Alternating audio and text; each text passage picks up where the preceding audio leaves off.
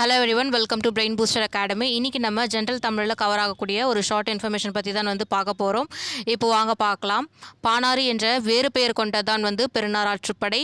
இந்த பெருநார் ஆற்றுப்படையை இயற்றியவர் கடியலூர் உருத்திர கண்ணனார். அடுத்து வேளாண் வேதம் நாலடி 400 என்னும் வேறு பெயர் கொண்டதான் நாலடியார். இந்நாலடியாரை இயற்றியவர் சமண முனிவர். இதில் 400 பாடல்கள் உள்ளன. அடுத்து வெற்றி வேர்க்கை என்னும் வேறு பெயர் கொண்டதான் நருந்தொகை.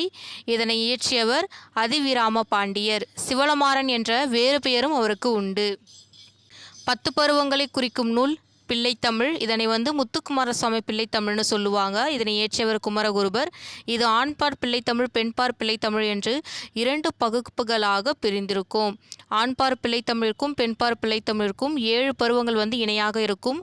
இறுதி 3 பருவம் மட்டும் மாறுபடும். அதாவது ஆண்பார் பிள்ளைத்தமிழிற்கு சிற்றில் சிறுபறை சிறுதேர் என்றும், பெண்பார் பிள்ளைத்தமிழிற்கு கழங்கு அம்மானை ஊஞ்சல் என்று மாறுபடும்.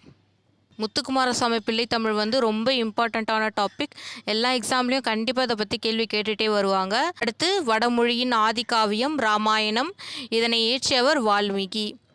வால்மீகி எழுதிய இந்த ராமாயணத்தை கம்பர் தமிழில் தழுவி அதை ராமாவதாரம் என்று பெயர் வைத்ததோடு அது கம்பர் இயற்றிய ராமாயணம் என்பதால் போக்கில் கம்பராமாயணம் என்று பெயர் பெற்றிருந்திருக்கும்.